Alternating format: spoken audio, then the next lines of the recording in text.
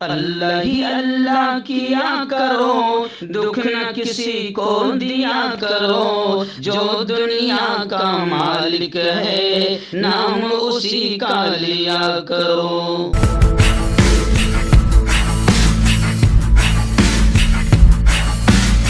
तकमीली तलबीना ताकत, सेहत और शिफा के लिए सुन्नत और तिब्बे नबवी का बेहतरीन नुस्खा। अभी ऑर्डर करें, कम पैसे में हमारे साथ बिजनेस शुरू करें।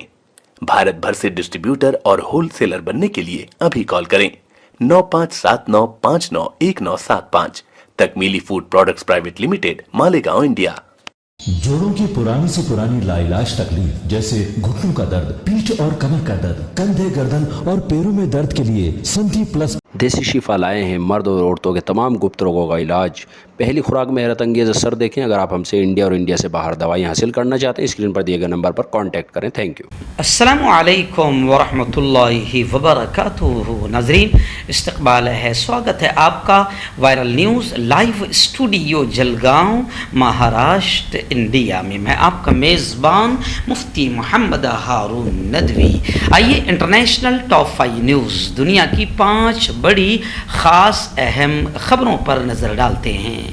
लेकिन सबसे पहले मैं अपील करूँगा, जो साथी नए हैं और अभी तक इस बेबाक सच्चे चैनल से जुड़े नहीं हैं, अगर आप चाहते हो कि आपको मुल्क भारत की और पूरी दुनिया की सही और सच्ची खबरें देखने और सुनने को मिलें, तो फिर आप इस चैनल से जुड़ जाइए। सब्सक्राइब कर लीजिए हमारे इस चैनल को, बेल आइकॉन घंटी के बटन को भी दबा दीजिए ताकि हमारी हर खबर, हर वीडियो आपको आपके मोबाइल पर मिल सके। और हाँ नाज़रीन, हम हर रोज़ एक अपील करते हैं कि प्लीज़, एक प्राइवेट चैनल है और चैनल चलाने के लिए पूरी एक टीम काम करती है, बड़ा रुपया पैसा खर्च होता है। अगर आप चाहते हो कि ऐसे चैनल जो जुल्म और जालिमों के खिलाफ बेबाक बोल रहे हैं, अगर आप चाहते हो कि ऐसे चैनल मजबूत हो, बाकी रहे, आगे बढ़ें, तो प्लीज़ आप चैनल की फाइनेंशियल हेल्प, माली ताउन, माली मदद ज़रूर कीजिए। स्क्रीन पर आप नज़र डालें, हमारे चैनल का बैंक अकाउंट नंबर भी दिया जाता है। और अगर आप ऑनलाइन पैसा भेजकर मदद करना चाहते हैं तो गूगल पे, फ़ोन पे और पेटीएम, तीनों का एक ही नंबर है 9923223361। अल्लाह ने जो भी आपको ताकत दी है, उस एतबार से आप हर दिन या हफ्ते या महीने में एक बार ही सही 200, 500, 1000 जो आप मदद कर सकते हैं, पाबंदी से कीजिए और चैनल को मजबूत कीजिए। नाज़रीन, पूरा रमज़ान बल्कि 1.5 महीना से हमारा जुमेरात को जो लाइव बयान होता है वो बंद था रमज़ान की वजह से, और 1.5 महीना से तकरीबन। लेकिन आइंदा कल, आने वाले कल यानी जुमेरात के दिन रात भारत के वक्त के एतबार से 9:30 बजे रात में इंशाअल्लाह ये बयान लाइव रहेगा इसी चैनल वायरल न्यूज़ लाइव पर। आप हज़ारों की तादाद में इसे देखते हैं, इसलिए हम भी सवाब की नीयत से इतनी मेहनत करते हैं, क्योंकि उसके लिए भी बड़ी मेहनत लगती है लाइव आने के लिए, हर हफ्ते पाबंदी के साथ। तो खैर, आने वाले कल के बयान का अहम उन्वान होगा कि आखिर अल्लाह ने हमें रमज़ान क्यों दिया था, क्या मकसद था रमज़ान का, क्या दे गया हमें रमज़ान, क्या सिखा गया हमें रमज़ान, और हमने क्या पाया और क्या खोया। इस उन्वान पर होगा, पूरी फैमिली के साथ इस बयान को ज़रूर देखें।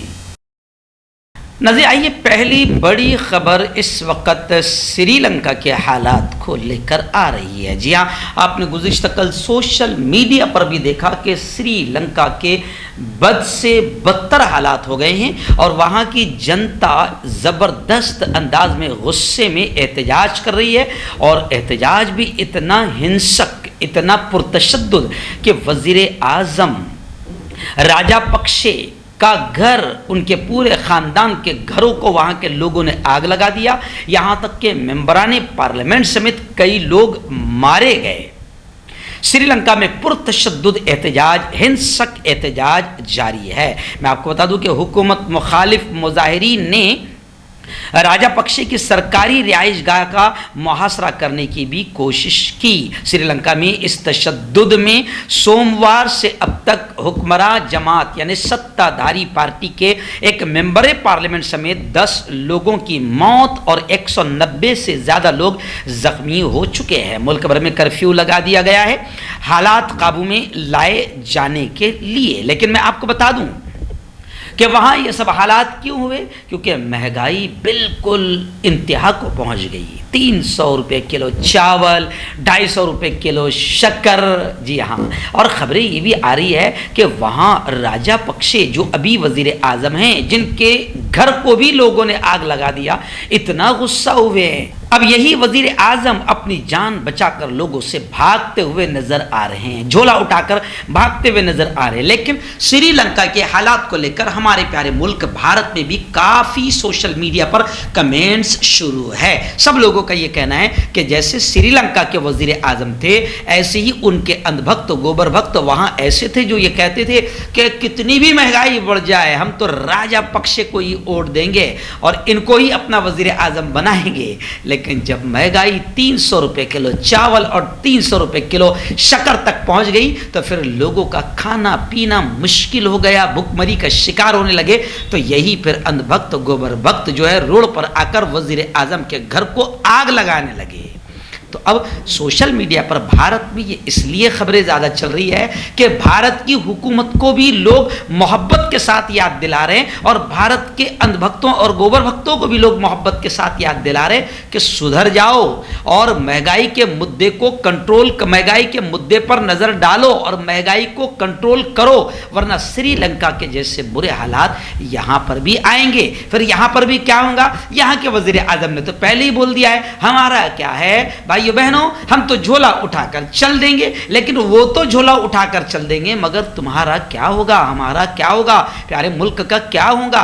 इसलिए अब यहाँ गोदी मीडिया जो असल मुद्दों से ध्यान हटाकर ज्ञानवापी, मंदिर, मस्जिद, हिजाब, मीट, लाउड स्पीकर, भोंगा, इस पर ध्यान ले जा रही है ताकि असल मुद्दों से ध्यान हटें। तो मैं आपसे ये कह रहा हूं कि गोदी मीडिया के खिलाफ भी आप मैदान में आओ, क्योंकि यही असल दुश्मन है जो असल मुद्दों पर हमारा ध्यान जाने नहीं दे रही है। नाज़रीन, दूसरी बड़ी खबर इस वक्त मेरी निगाहों के सामने आ रही है कि तुर्की के प्रेसिडेंट सदर रजब तैयब उर्दुगान ने बड़ा ऐलान किया है कि हम 10 लाख शामियों को उनके वतन, उनके मुल्क, उनके देश वापस भेजेंगे। तुर्क सदर की तरफ से यह बयान एक ऐसे वक्त में सामने आया जब दूसरी तरफ तुर्की में मुख्तलिफ सियासी हलकों में शामी पनागजीनों का मामला पहले ही ज़ेरे बहस है। तुर्की में बल्दियाती इलेक्शन के करीब आने पर इस बहस ने और ज़्यादा जोर पकड़ लिया है। पीर को अनकरा में सदारती कॉम्प्लेक्स में हुकूमती इजलास की सदारत के बाद कौम के नाम अपने पैगाम में तुर्क के प्रेसिडेंट रजब तैयब उर्दुगान ने अपने एक ऐसे मंसूबे का इंकशाफ किया जो इमदादी तंजीमों के ताउन से शाम में इंफ्रास्ट्रक्चर और घरों की तामीर पर काम कर रहा है ताकि शामी पनाह गजीनों को उनके मुल्क वापस भेजा जा सके। मां रजब तैयब उर्दुगान ने इस बात पर जोर दिया कि तुर्की में 10 लाख शामी हैं जो रजाकाराना तौर पर वापस जाने के लिए तैयार हैं और हम इनको इनके मुल्क वापस जरूर भेजेंगे। नाज़रीन, तीसरी बड़ी खबर यमन के हालात को लेकर आ रही है। जी हाँ, यमन के हालात भी जाहिर बात है कि बड़े ख़राब है। अब यमन में जंग बंदी के मौके से फ़ायदा उठाने की ज़रूरत के बैनुल अक़वामी मुतालबात के जलो में एक यमन में खादिम हरमैन शरीफैन के सफ़ीर और यमन में तामीर नौ के सऊदी प्रोग्रामों के सुपरवाइज़र मोहम्मद बिन सईद आल जाबिर ने यमन में अक़वामी मुत्तहदा के सेक्रेटरी के खुसूसी एलची से रियाद में सऊदी अरब में मुलाकात की। यमन में जामी सियासी हल की हिमायत करने की बात कही। खादिम हरमैन शरीफैन के सफ़ीर और यमन में तामीर नौ के प्रोग्राम के सुपरवाइज़र मोहम्मद बिन सईद आल जाबिर की सेक्रेटरी जनरल के एलची से मुलाकात हुई और यमन के हालात को कैसे बेहतर से बेहतर बनाया जा सकता है और यमन में जंग बंदी का फ़ायदा उठाते हुए किस तरह और अमन की कोशिशें तेज़ की जा सकती है, इस पर तफसीली गुफ्तगू हुई। आइए नाज़रीन, रशिया और यूक्रेन के हालात को लेकर एक बड़ी खबर आ रही है। जी हाँ, मैं आपको बता दूं कि फ्रांस का बड़ा बयान ये आया है कि रशिया के साथ बातचीत जारी रखने की ज़रूरत है। फ्रांस ने कहा है कि यूक्रेन के मामले पर रशिया के साथ मुज़ाकरात बातचीत का एक चैनल बरकरार रखना ज़रूरी है।